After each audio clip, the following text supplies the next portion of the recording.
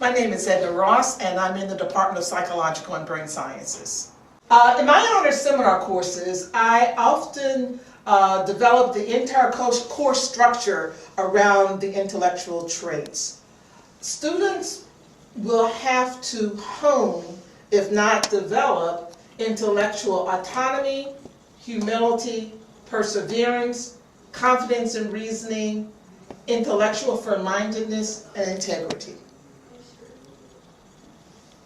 One of the things we do and emphasize in psychology, in our psychology courses, is that students have to have a certain level of intellectual autonomy. They have to be able to dig into the literature on their own in a fair-minded way and be able to come up with a reasonable hypothesis and then being able to test that hypothesis. And the type of projects that I give my honors seminars classes, for example, students really are on their own to come up with the relevant, sufficient information that they need to give a good showing or presentation of a particular point of view that they are investigating. I find that the posters are very effective in emphasizing the traits that the course is developed around.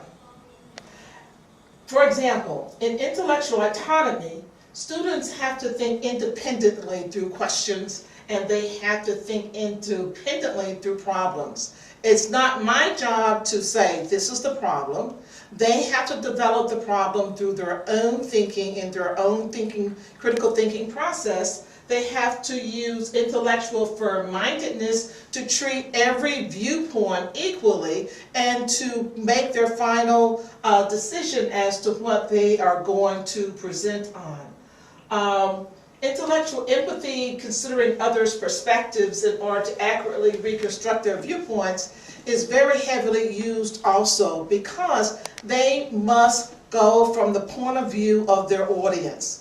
The audience can be anyone.